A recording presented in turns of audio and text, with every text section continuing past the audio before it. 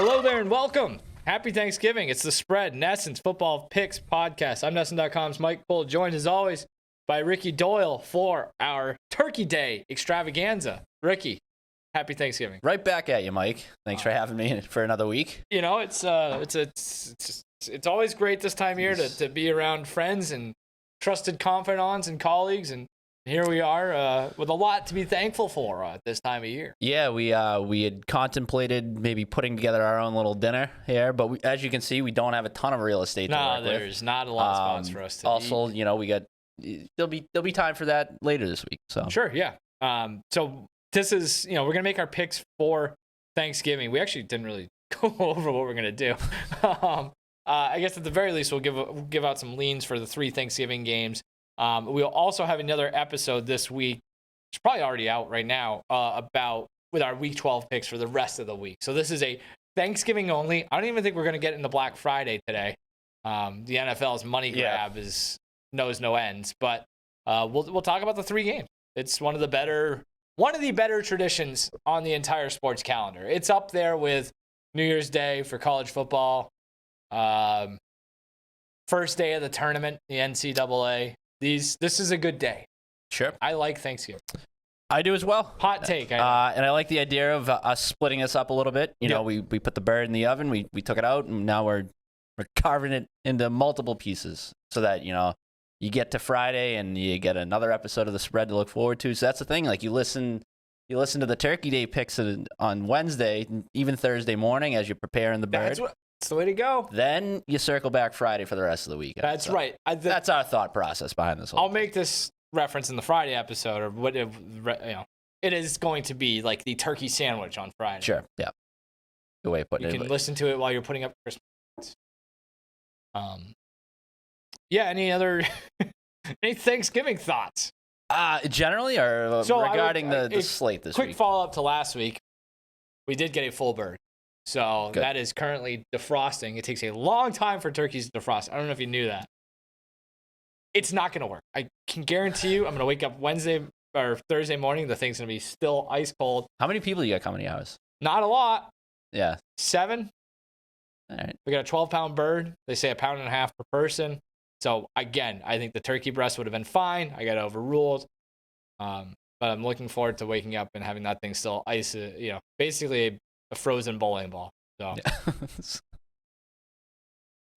have we talked about turkey? Do we like turkey? Do you like turkey? I think it's kind of overrated, but it's fine once a year, right? Yeah, I like it more for the I know it's kind of a cliche at this point, but I like the next day more than the actual meal itself. I like the leftover portion of it. Give me some gobblers for a couple days. Then I don't want to see it until next November. That's fair. Yeah. So, I what do you think of Thanksgiving football? Is it almost, I just talked about how it's a great day. I guess as like a background noise, it makes a lot of sense. Yep. Is it practical? I think is the good question. I guess I'm jealous of people for whom it is practical, because that means you have nothing to do other than watch football all day. Well, let me ask you this. Are you okay with it being what amounts to the same teams more or less every year? Or would you like a more like wide open slate where every single year it's I like it, actually. I think I like it. Yeah. I don't know why. I can't really explain. It probably goes back to what you were just talking about before you came on, like that nostalgia feel from Wednesday night through Thursday. It's where it's like, you're getting the Lions on Thanksgiving. Yeah, and it was like back when you were younger, you just get, obliterated on Wednesday night. Even as a big football fan, or even if I had to work the next day, which I have worked Thanksgiving, you're like, well, nothing's going to happen. It's the Lions. So, like, you don't even really need to be that locked in to a Lions game, which is a nice.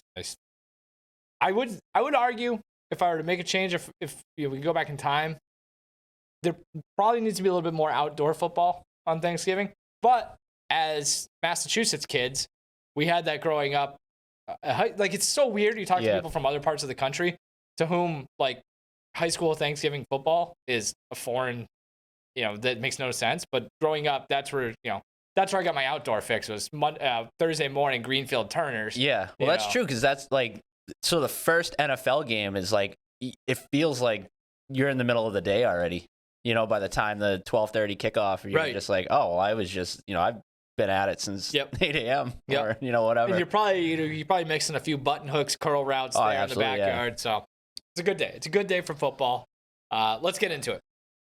We've got the Thursday morning. If you're in the Detroit Eastern time, probably not. Let me but like Green Bay. Before we get into it, let me ask you this, and maybe you might even just work this into whatever your picks are or whatever. But like Thanksgiving Day trends from a betting standpoint. So there's some big ones, and I have a few of them listed. Do you put stock into them? Basically, I'm getting at. No, I think they're interesting in terms of. I think they're interesting in terms of some background information that gives you a little more. More or less contextualize your context is the word I'm looking for. Yeah, but like, it's hard to say a trend that dates back 20 years has anything to do with what's going to happen on Thursday in Detroit, or Dallas, or Seattle. So, yeah, I just think it's interesting context, and if I need it, I will use it for my own pick, and then I'll go on from there. You know? Yeah. No, it's just like it's funny though because it's like you'll have whatever it may be, like the fact that favorites have traditionally dominated on Thanksgiving, and it's like, well, you still need to know which games specifically to apply that trend to. If that makes any sense. I mean, if you really want to go nuts too, like the Lions have sucked for 60 years. So yeah, the favorite comes in and beats the piss out of the Lions because it's the Lions. Right. And like the Cowboys have been one of the best teams the league has seen over the last 20, 25 years. So yeah, in some days or some years, more often than not, I guess, like you've got NFC East doormats coming in and they're going to get, just blow them out. So it's, it makes sense, I guess, when you apply it to the teams that we know are going to play. That's the other thing too, right? It's like, it's the same teams every year. Yeah. So how much does that really, matter? All right. 12:30. Bright and early, get up, watch the Packers go on the road to take on the Lions. Packers coming off of a dramatic win last week. Lions also coming off a dramatic win at home against Chicago. The Lions are 7.5-point favorites. The total is 47. I guess, do you have a lean on the side? So, yeah, I was going to say, how do we want to do this? Are we making picks? I've got picks for everything. I'll go through everything, whatever you want to do. Yeah, we can I guess we'll freelance. Yeah, no, if you just want to touch on it. We'll scramble around for a little bit and at some point make a throwdown field. Yeah, of course. Yeah, I don't know. I guess my initial thought when I looked at this is I might lean over. I might not even pick a side. The over is one of my picks as well. All right. Over 47. So why are you leaning in that direction? I think that the Lions are going to get whatever they want. I think we've got pretty good evidence. I mean, they've won the last 4 meetings against the Packers. The Packers haven't won a game in this series since 2021, September. Aaron Rodgers was 22 of 27, 4 touchdowns, no picks. That's how long ago. Like, that was elite, Rodgers. They won in week 4, 34-20. Like, they moved the ball at will. We saw that at times last week in that week 18 game.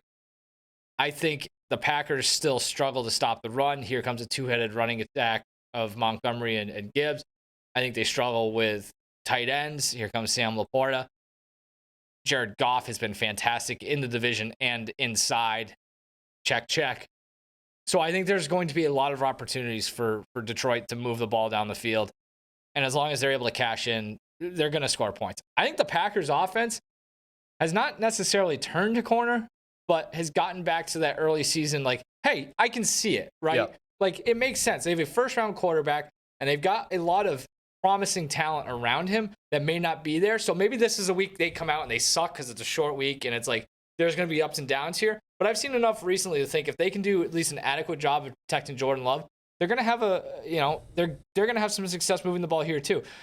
They have a decimated running back room right now. Aaron Jones looked like he tore his ACL. Brought in James Robinson. Yeah, so James Robinson's going to play on Thursday, I'm pretty sure. So I think they're going to have to throw the ball a ton. I actually think that works well here because I have questions about the Detroit secondary. I have questions about the fact they struggle at tackling. They lead the NFL in missed tackle percentage. I just think the Packers are going to do enough to kind of be in the neighborhood there to get us to 47 7 or more. Yeah, no, I'm with you on that because I, like you said, I mean, we've seen something from this Packers offense. It hasn't always been pretty, but like, I'm not so quick to write off last week as just being, because they played the Chargers, who have been like historically bad defensively. Because even like the week before against Pittsburgh, you saw a little bit of something. So like, I factor that with what we've seen from Detroit's defense. Like since that blowout loss to the Ravens, they've been a shell of what they were early in the season. Like I said here a few weeks ago that their strides defensively were even more encouraging than what they were doing offensively. And ever since that point, they've just fallen off a cliff. Since that blowout loss in Week 7, 31st in EPA per play, last in dropback success rate. I was going to say, only Tennessee has had a worse defense over that stretch of time. They've allowed 29 points per game in that stretch, and only the Bucks and the Titans have a worse pass defense. So I'm with you. I like not only do I like the over, but to your point about the Jordan Love like coming out and throwing the ball a lot, like that's actually one of the props I'm looking at is over 20.5 pass completions. Like this is just if he's had 5 straight games with at least 20 completions, he's attempted at least 40 passes in 3 of the last 4. You gotta think game script is probably gonna factor in here a little bit. Like Detroit, if they do jump out to a lead, 6th and first half points per game. They're going to have to throw their way back into it. So, yeah, this is a real opportunity in my eyes for Jordan Love to show a little something, right? Like stay competitive in this game. That's all I'm asking. So that's the other thing too. From a side standpoint, I might lean Packers. Like there's a lot of ways that this could go sideways and the Lions could blow them out, but I don't know. Like this is part of me. It's like I could see Green Bay sort of finding a way to hang around or, at the very least sneaking in the back door at the end. To the point about Jordan Love, since week 7, which is really that same time period talking about with the Lions, since week 7, only 10 quarterbacks with at least 100 snaps have a higher adjusted EPA per play higher than him. Like, so that puts you right on the cusp of being one of the better quarterbacks in the league. He's right in the neighborhood with Mahomes over that same time. Not saying he's Mahomes, but it just tells you it's been better. It has been better. And I would actually look at Jordan Love rushing props. There's nothing out there yet. It's still a little too early in the week, but he's shown a little more willingness to run. I think the Lions are a little bit susceptible to that with their pass rush. They get too far up the field and it opens up some spots. I'm also looking at couldn't find it, but Jaden Reed rushing prop. This guy I've been high on all year. Picked him as an offensive rookie of the year candidate. But he scored a 32-yard rushing touchdown last week. They've used him out of the backfield a little bit more. He ran the ball 3 times for 46 yards last week. He's got big play potential. I would look at him too. So if I had to make a pick here, I'm going Packers plus the 7.5 and over 47. I think we're in lockstep then. Just to go follow up on our Thanksgiving trends too. Do whatever you want with this information. It is just kind of crazy how the perception of the Lions has changed so much this year. Obviously, first game was a favorite on Thanksgiving since 2016. Since 2005, the public has faded Detroit against the spread 12 times on Thanksgiving. 0-12 straight up in those games, 3-9 against the spread. Again, there you go. That's why the numbers have looked so. Again, do what you want with that information, but it's just this is a much different spot that the Lions are accustomed to heading into Thanksgiving in. Yep. So the other, traditional Thanksgiving team, not even matchup, but there's been plenty of Washington, Dallas on Thanksgiving, I'm sure. You got the Washington Commanders. They lost last week to the Giants. Got swept this year by the Giants. Tommy DeVito was Jim Tannen laundry all over him on Sunday. They go to Dallas, take on the Cowboys. You're all over that game too. I don't want to pat ourselves on the back, but it smelled bad from the beginning. Yeah, it sure did. Cowboys coming off of I was thinking about the Cowboys.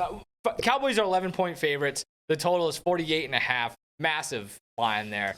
I was thinking about the Cowboys. Like they are what's their record? 8-3, or they probably have the best point differential in the NFL. I haven't watched a ton of them. Like I can't tell you a whole lot about them. It doesn't seem overly impressive. It's just they kind of sleepwalked like a 15-point win every week. Feels like I watched more of their game last week against Carolina than I'd like to admit, and it felt that way. Like they did not look overly dominant. It wasn't overly dominant. Carolina hung around for a good portion of that game. Like it was I want to say 17-10 going into the fourth quarter. Like Carolina was within the number. Yeah. And the under was looking real good in that as well. And then, but then the next thing you know, it's like, and honestly, I put more of that on Carolina than I do Dallas. Like Carolina they just don't have the offensive firepower. But yeah, no, like to your point, then you look up the score at the very end, and it was like 33-10. And it's like, well, that did not feel like a 23-point win. Yeah, Cowboys are 7-3 with a net point differential of 127 or plus 127, tied with Baltimore for the league lead. But like again, they don't. You talk about how many. We've had this conversation at different times in the year. How many teams can win the Super Bowl this year? And like, obviously, the Eagles and the Chiefs stand out above the rest. A Monday Night Classic. The 49ers, people keep talking themselves into, and I guess the Ravens, assuming everyone else stays healthy. But then it almost feels like there's a drop off to the Cowboys. Yeah, this team has been, technically as dominant as anyone else. I think a huge factor in that is that loss to the Eagles a couple weeks ago. I was going to say, like the stench of that is still in my nostrils. So who are their 3 losses this year? They lost to the Eagles and they lost to Arizona early in the year. Like when you lose to Arizona, that's a tough look too. Yep. Yeah, that was a classic. Just like they just didn't show up for that game. Which they kind of feel like they do a little bit more than the best teams in the league. Maybe that's unfair. Oh, they got killed by San Francisco. Yeah. So that's the same point, right? Like you've gone up against the class of that conference, and you got blown to smithereens. That was 1 week after the Patriots game too. You win by 35 against the Patriots, and then you come back the following week and you lose by 32. So like, and they're not going to win the division probably. And so this is a team that's going to have to go on the road and play like Detroit, and like that's going to be a real interesting. So like in theory though, this week is one of those ones where they just bully around an inferior opponent. Right? And I tell you what, we were with the trends again. This one I think I saw from Action Network. Favorites of 10 points or more on Thanksgiving since 2005, 8-0 against the spread. In the last 30 years, 11-0. So it fits the. So laying trend. The points is advisable in a lot of situations. I'm taking the point. All right. I'm taking Washington for no other reason. I was gonna say talk me into it because I'm leaning that way as well. But there's so much that's like. I think I'm just doing it because I feel like I'm getting Washington at their lowest and Dallas at their highest. Not even like is that? No, I just think like. Is that too simple a way of looking at it? Dallas comes in having won by. You look at the schedule. You look at the results, the scores. You're like, oh, they beat the piss out of somebody last week. You look at the Commanders, and it's like they lost to the worst team in the NFL last week. So obviously it's going to be a blowout. So I guess I'm doing like that natural zigzag. Like I literally have my notes here. All it says is Washington zigzag. Like I'm kind of just trying to outsmart the system, I guess. I will say. The Commanders feel like a team, they should never be favored by more than a touchdown for starters. No. So last week was just a choke. I love Washington in this spot way more than I did last week. Man. I'm a Sam Howell truther, so that's part of it. He's 5-1 against the spread on the road as a starter. Since the start of last season, as underdogs of 7 points or more, they're 2-2 straight up, 3-0-1 against the spread. They beat Philly and Dallas over that. I think it was Philly. I have Philly and Washington. They didn't beat themselves. I know that. I mean, you can make the case that they've beaten themselves. Yes. You can make the case that loss last week to the Giants was all about beating themselves. Yes, that's a fair point. I'm pretty sure that's supposed to say Dallas. So they've been pretty competitive against the divisional teams, which, again, this is 11 points in the division. Like, if you can't get your team up, I know Ron Rivera is a dead man walking, but if you can't get your team up for this one, then just leave them in Dallas. You look at they've been better, tougher on the road this year. Washington has, they're 3-3 straight up. Their 3 losses have come by combined points, combined 13 points to, again, the Giants one's tough, but then Philly and Seattle, they gave Philly a game on the road. That was the one where I think that went to overtime, or it was a last-second field goal, one or the other. Yep. I saw this on VSiN, our old friends at VSiN, and every game in which Howell has finished with a passer rating of 80 or lower, which he did last week, he's come back with at least one of 98.6. So, like, he bounces back. Also love this from Action Network. You want to talk about trends that mean nothing, but whatever. Ron Rivera, 2-0 on Thanksgiving, winning those 2 games by a combined score of 74-30. So I just think, I don't know if the back door gets left open. I don't know if they get, maybe this is, feels like every year, and maybe the night game is this one where it's like, but it rolls around and you're just like, you're kind of in a food or booze haze, and you just kind of like, wait, what? They're just kind of playing with their food. Like, it just doesn't come off. The one thing, obviously, that terrifies me is just if all of a sudden Dallas's pass rush just starts putting Sam Howell on the ground every other play, which by the way, we've seen at points this year. If you want to go back to the earlier game too, the same thing. Like, there is a chance that the Lions just bum rush Love, and he's awful. Yeah. So that's a scenario that's very much in play. But like to the original point, like it just feels like last week was about as ugly as it could get for Washington. Like they lost the turnover differential 6-0. 6-0. 3 fumbles, which is obviously much more variance when it comes to fumbles than interceptions. I'm with you. Like for the most part, I think Howell has been pretty good. Yeah. Like he's had some success in spite of always picking himself up off the ground. They also allowed 174 rushing yards last week, which is very uncharacteristic. They've had a good run defense. Yeah, they're pretty good. I mean, granted, they trade away Chase Young and Montez Sweat, but I mean, they can get after the quarterback a little bit. I look at Dak Prescott, has not been sacked the last 2 weeks. So maybe like that's the path there. Maybe they put a little pressure on him, and Dallas's offense just, isn't what it has been the last couple of weeks. Like, I don't know, like Dallas, the last 2 games, I mean, you had the Tommy DeVito just coming in there blind, basically. And then Bryce Young was sacked 7 times for 46 yards, and that offense can't get anything going. So, like, this is a clear step up in competition. And it's a lot of points. It's a lot of points. Yeah. So I would go Washington plus the 11, and I'd go over 47 here. Got anything else on that game you're eyeing? No. Not really.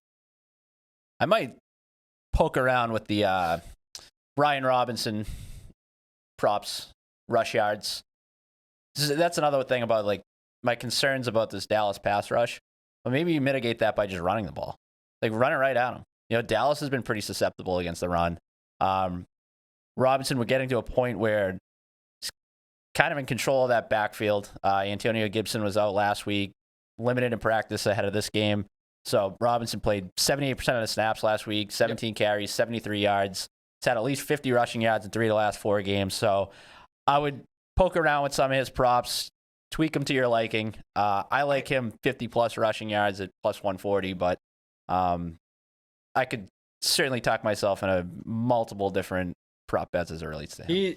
Maybe there's no value on this at this point. He's been targeted 15 times the passing game the last 2 weeks, 13 catches, right? Well over 100 yards. And you might get a lot of that again this week, right? Like that's another thing with the, if they're going to... I don't know what the number is or like where there's value there, but it feels like an opportunity. Because, if it's one of those things where if it's going to be checked down all day, I'm probably on his over on the reception. Yeah. So. All right.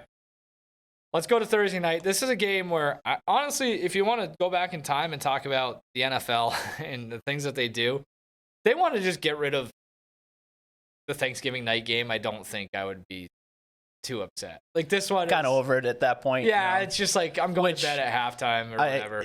Now really turns me off of the Black Friday game, but we'll get into that after if you want. Well, that's the thing too is you got the last year. I had no time for that. Last year was the Patriots Vikings, so I actually did stay up and watch that. But you're just like the last thing you want to do is watch a bad Thursday. I keep calling it Sunday night. I think it's the NBC game, but. San Francisco going on the road to take on Seattle, 8:20 kick. San Francisco laying 6.5 here. The total's at 43. These two haven't played each other since last season when San Francisco won they swept the season series, won 41-23 in January. This game probably looked better when the schedule makers put it together, assuming that the Seahawks would be kind of building off of last year, assuming Geno would be building off of last year. It sounds like Geno Smith might not play. I actually kind of would be surprised if he did by the sounds of it. So you've got Drew Lock here, I guess, against Brock Purdy, which doesn't... It's the thing. It's one of like, even if he does play, this feels like something where he might not make it through the game. Yeah. Like there are certain injuries where you're just like, the quick turnaround, everything, all the factors involved, like it's hard to feel good about his status, even if he does play. the game being in Seattle. And like, again, this is also that type of game where maybe everybody expects San Francisco to roll, and you look up and it's 14-10 midway through the third quarter, and it's just kind of more of a rock fight than anything. That being said, I'm laying the 6.5 with San Francisco here. And I'd lean to the under. The 49ers have won, like I said, its last 3 against the Seahawks by an average of 15 points. Seattle this season has shown signs of life, especially defensively, but you dig in a little deeper and who have they played? And when they've gone up against top-level competition, especially when their defense has had to take on borderline elite offenses, they've had trouble. They've played 2 top 10 offenses this season and have allowed 37 and 31 points in those games against Baltimore and Detroit. They gave up 27 points to the Panthers, a team that ranks 29th in scoring. They're averaging like 16 points per game. And now they get San Francisco, an offense that ranks number 1 in the NFL in DVOA, number 1 in EPA, number 1 in total offensive touchdowns. It all signs to me point to a pretty easy San Francisco win and a relative snoozer. Also, Thanksgiving road favorites since 2004. This is insane. So road favorites on Thanksgiving since 2004, 24-1 straight up, 19-6 against the spread. So again, I talked about how, what does 2004 do for me in 2023? 24-1 is kind of tough to ignore. So, but I just think it's a bad matchup for the Seahawks. So I'll take the 49ers and the under here. I think I like the under more than 21-10 more than a side. But ultimately, I think I'm with you as well. As far as I swear, we didn't check. Yeah, out we didn't across the board, huh? Copy each other's homework coming into this. But we're gonna learn a lot about the Seahawks here over the next few weeks. Looking at their schedule, you got this game. You got at Dallas next Thursday night. Then they travel to San Francisco, and then they host the Eagles. So then it lightens up a little bit with Tennessee, Pittsburgh, Arizona to close things out. But like these next 4 weeks, yeah, I mean, you got to get what? At least one, yeah, probably 2. I don't know. I think I've been pretty high on Seattle for the most part this year, but it doesn't look right. There's something that's just a little off about them. And on the flip side, like there's sometimes we talk about the bye weeks coming at the wrong time. That couldn't have come at a better time for San Francisco, yep. Right? Like they were reeling going to that, use it to not only just like recalibrate, but get healthy. Yeah, like that. They couldn't have scripted that any better. Have obviously looked much more like the Niners over the last couple of weeks. So, yeah, especially with the quarterback uncertainty for Seattle, it makes it hard to find their path to staying competitive. This is the thing, like, right? Like the Niners will just they get out to an early lead, yep. And they keep their foot on the gas. Like that's the thing with them, I think, as it relates to their long-term outlook is I want to see them come back in a game at some point, like be down at 10 points going into the fourth quarter or something. I just, I don't think this is the week you're going to get that, but this could just be a coast-to-coast classic Niners win. Agree. No. I know I will not be watching that entire game. That is a one.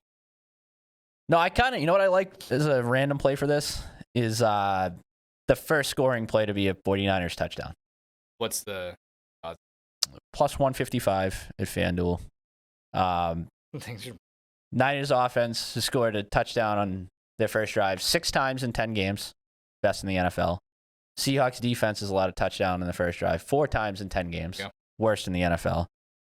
And the 49ers forced turnovers. So, like, even if they don't receive the ball to start the game, they have forced turnovers on 18.4% of their drives.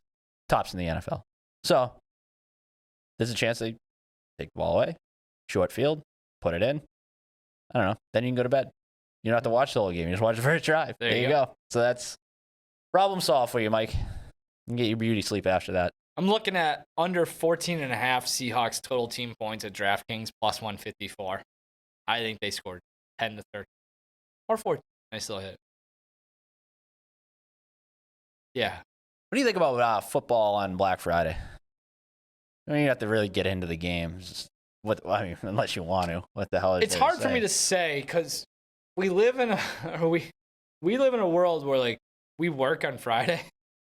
True. So it's going to be very strange to have a 3 o'clock football game on that day. Middle of your shift. It's just, and like, if I wasn't working, if I was a normal, I just don't, like, nothing, I don't know. It's not a day for football for me. I'm going to, like I said, I'm putting up the Christmas lights. I'm just recovering from the day before, physically and emotionally. You just said how you get to the Thursday night game on Thanksgiving. Yeah. It's like, I'm kind of footballed out. And you got to wake up and do it again. And we'll get to this a little bit more on the other show. Like I need Friday to get stuff done, man. Yeah, that's what I'm saying. Right. Like it's especially with Saturday being such a good college football day too. Yeah, it's true. Yeah, especially rivalry this week, weekend. Yeah. So Ohio State, Michigan. Yeah. Like, I mean, the Egg Bowl. Like, there's just a lot to I can't, especially at this point in my life. You need to come up for air at some point. I can't devote 4 straight days to football. I also think too, it's extremely matchup dependent. And again, another one. You go back to May or whenever, like Rodgers versus the Dolphins. Like it looked a lot better. And now it's it's not. You know what? Maybe you could have talked me into a Friday night game. That's a good point. Because then you would have had all day to take care of your slap a bow on Thanksgiving. Whatever. Get your shopping done. It's part of it. And hey, what did you miss? Go on to Amazon because we all know it's just a big glorified commercial for Amazon on Black Friday. Yeah. Yes, that's a great point. Like you could have talked me into it, but the 3 o'clock. That's what I'm saying. Who is that for? Tough time frame. Yeah. Who's that for? Back to the drawing board. But people will watch. It'll do numbers. Or 6 a.m. Now we're talking. Now we are talking. Yeah. That I could have got down with. So. Especially the week after the F1 race at 1 a.m. Eastern. Whatever. I think we need stuff at all hours. What are you thankful for when it comes to football? I put you on the spot here. Yeah, you did. On a day where we're like, let's keep it short. And now so that's on me. I'm thankful for the fact that we're going to get, like I said a couple weeks ago, you're going to get some good bad games. Yeah. And we'll get into this in one of my picks for the Sunday slate is just 2 horrific teams that I think is ultimately going to be a sneaky good game. Okay. It's a parody. Sure. The parody of this year. So that's what I think too about like the trends. When I asked you at the beginning about the Thanksgiving trends, like this to me feels like a year where if ever there was a year to upset the apple cart, this feels like it's it. Like this. We've seen some wacky stuff go on. I think we might be in store for that on Thanksgiving. So thankful for the parody. I'm thankful for just the general existence of football that gives us something to do on times of our week in which we'd have nothing to do. So Sunday afternoon, it's slotted in so perfectly. What would this show be without football? It gives me a chance to eat food that I don't usually. I had popcorn chicken over the weekend. Like it was just I was happier than a pig in poop. What do you think we would talk about if we didn't have football? Nothing. You think we would have the spread? No. So this is going to be my other thing. Earnestly, I'm thankful for football that gives us a chance to have a conversation about football every week. Yeah. You don't think we'd have like a? No, probably not. Karate podcast? No. I don't home like goods you. or something. I don't like you enough to do that. I think we're pretty personal. The football is the bridge that gets us together. Otherwise, we're just 2 ships passing in the night. Yes. So, Ricky, have a good Thanksgiving. You as well, Mike. Hopefully, I'll see you in a few minutes. Practice good fire safety across there. Yeah. So just keep the tape rolling. Thanks for joining us. We'll see you later for week 12 preview. So enjoy the football. You want to do the turkey calls now, or you want to? Goodbye.